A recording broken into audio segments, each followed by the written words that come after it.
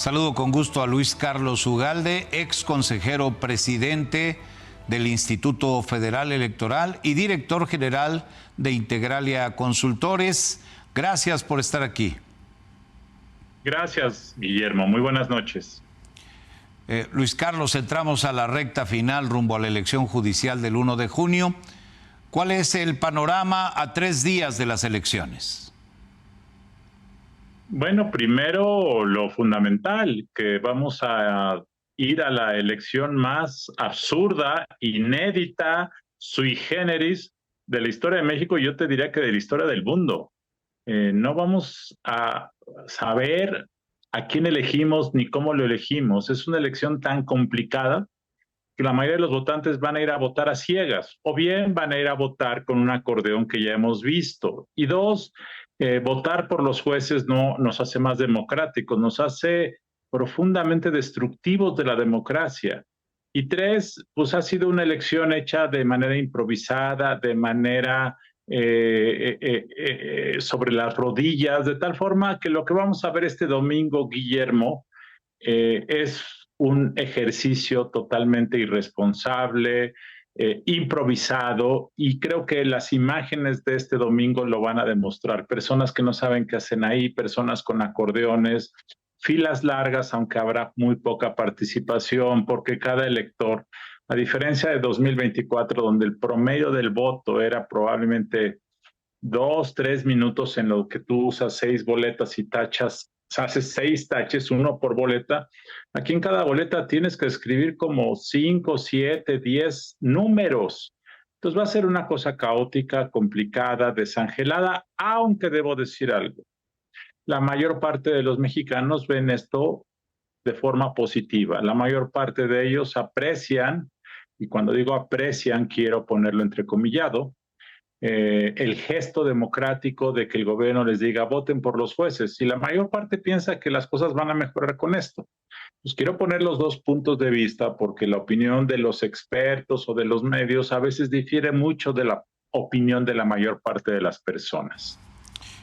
¿Cómo definirías, Luis Carlos Ugalde, este inédito proceso de elección judicial en el que hubo muchas irregularidades y defectos que fueron señalados en su momento, pero que representan un enorme desafío para la autoridad electoral que literalmente se está jugando su prestigio?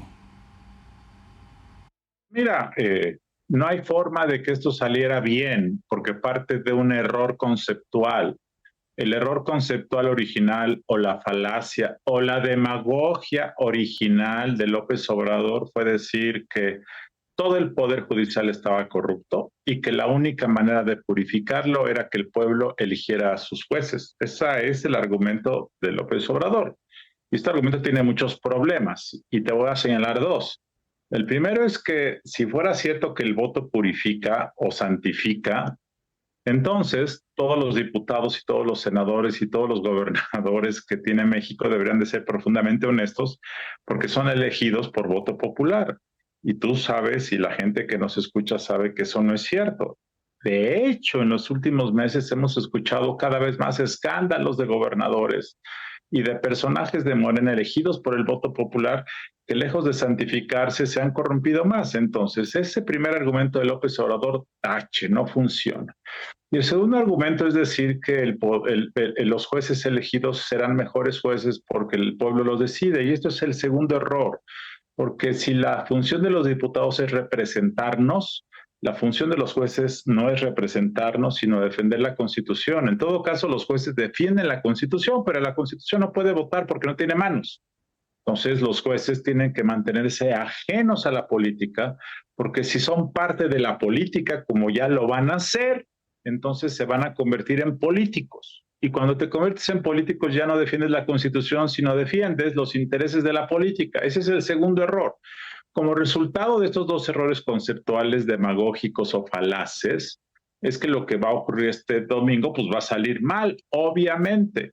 Reitero, la gente aprecia el gesto, la gente cree que está bien, eso no, la gente no va a observar ningún problema, y de hecho el lunes seguramente Sheinbaum saldrá a defender el resultado, seguramente presumirá Si el resultado es muy bajo en términos de participación, va a culpar a otros, pero los daños de esto los iremos viendo a lo largo de los años. No será algo automático, será algo gradual. El principal, yo creo, Guillermo, es que la inversión se está cayendo en México. Esto va a afectar el crecimiento, va a afectar la creación de empleos, pero es, digamos, un dolor difuso, disperso, que se va sintiendo poco a poco, de tal forma que no lo veremos de manera inmediata. Es muy elocuente lo que dices, Luis Carlos Ugalde. Prácticas como la distribución de acordeones a la que hacías referencia y que fue denunciada en los últimos días, sobre todo en medios de comunicación, te pregunto, ¿echan por tierra esa máxima de que el voto debe ser universal, libre y secreto? Sí, por supuesto, Guillermo. Los acordeones son reflejo de que esta elección va a ser, como he dicho varias veces, la elección más inducida, más manipulada y más comprada de la historia de México. La compra de votos no es nueva, Guillermo, pero yo nunca había visto este fenómeno en donde una elección se convierta en la elección del acordeón, en donde la gente tiene que llevar un papel porque si no, no sabe cómo votar. Y esto es producto de una elección mal conceptualizada, mal diseñada, hecha sobre las rodillas. O sea, tú no puedes pedirle a la gente, Guillermo, a nadie, que tenga que poder tener la capacidad y el conocimiento de elegir a 50 personas. Ese es el promedio de lo que tú, yo y quienes vayan a votar tenemos que decidir. 50 personas. Solo para recordarles, el año pasado elegimos por elector 6 personas, una presidenta, senador, diputado federal, diputado local, gobernador y alcalde. 6 personas. Y esas 6 personas además venían postulados por un partido político que son conocidos en México, Morena, PRI, PAN. La gente sabe más o menos qué significa. Y quien era candidato a gobernador de tu entidad, o senador, o presidenta, o presidente, los candidatos eran muy conocidos. Entonces era fácil que tú, yo, todos pudiéramos tachar un nombre en una boleta. Ahora vamos a elegir personas que no tenemos idea quiénes son. En promedio tenemos que revisar 300 currículums porque es el promedio de candidaturas a las que debemos estar expuestos cada persona. Y de esas 300 candidaturas tenemos que ver 50 personas. Para cargos tan lejanos y raros como magistrados de circuito. Guillermo, ¿quién sabe qué hace un magistrado de circuito? O jueces en materia de competencia económica, o magistrados del Tribunal Judicial, o magistrados electorales de salas regionales. Entonces, ¿tú crees, Guillermo, francamente, quienes nos escuchan, ustedes creen que es posible ejercer un voto responsable, razonado? De tal forma que como esto no va a ocurrir, mira, Guillermo, yo llevo 8 meses dándole seguimiento a esto. En Integral a Consultores hacemos esto, nos dedicamos a esto. Yo todavía no sé cómo voy a votar y yo voy a ir a votar no porque crea que esto hace democracia, de hecho esto destruye la democracia. Yo voy a ir a votar para que la próxima semana que tú me invites pueda platicarles aquí en este programa qué pasó, cómo ocurrió, cómo fue este experimento. Por eso voy a ir a votar. Bueno, yo todavía no sé por quién votar y me dedico profesionalmente a esto. Sé de los 50 cargos que debo decidir, 50. Sé más o menos 10 o 12. Tengo claridad. Para el resto no tengo idea. Así es que mañana, este sábado, tengo una boda familiar. Así es que, pues, entre trago y trago, tendré que llevar mis folders para estar viendo qué voy a hacer, porque francamente todavía no lo sé. Esto te lo pongo como ejemplo porque creo que, por definición, es imposible votar de manera informal.